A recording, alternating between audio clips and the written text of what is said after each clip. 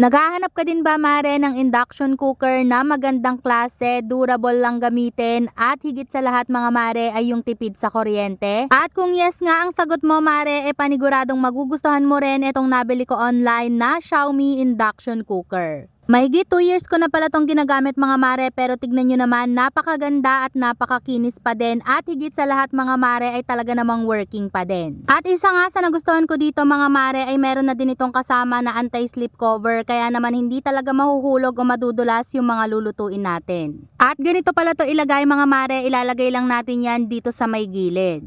At yung nasa gitna na yan mga mare, yan naman yung kanyang pinaka turn on and off button, at yan na rin yung kanyang pinaka adjustment button. At isa pa nga yan sa nagustuhan ko dito mga mare, kasi nga para lang tayong gumagamit ng kalan, dahil pwede natin yung palakasan o pahinaan depende sa gusto natin. Ang dami pa nitong safety feature mga mare, kasi kahit naka-turn on yan at itodo mo pa yan ay hindi ka talaga mapapasok kahit hawakan mo yung pinaka-screen, kasi nga hindi yan iinit hanggat hindi nakaka-detect ng compatible sa kanya na pan. Continuous lang yan na magbiblink mga mare hanggat hindi niya nadedetect yung compatible na pan sa kanya, o kaya naman ay naka-roll at hindi din yan iinit. Kaya naman nagustuhan ko talaga itong induction na to mga mare, kasi nga napaka-safe lang gamitin at talaga namang napakaganda at napakatipid din sa kuryente. Napaka-durable nitong gamitin mga mare, kaya nga simula nung nabili ko to, hindi na talaga ako bumalik sa gas stove dahil talaga namang napaka-safe, at kahit yung mga anak ko mga mare ay kayang-kaya nilang magluto dito. O siya mga mare, kung naghahanap din kayo ng magandang klase na induction cooker, madaling gamitin at higit sa lahat matipid sa kuryente, try mo na din itong ating Xiaomi induction cooker. At kung meron pa po kayong tanong about dito sa ating induction cooker, i-comment nyo lang po dyan sa ating comment section. At kung bet mo nito mga mare, ilalagay ko na lang yung link sa comment section, o kaya naman i-click mo na lang yung basket dyan sa baba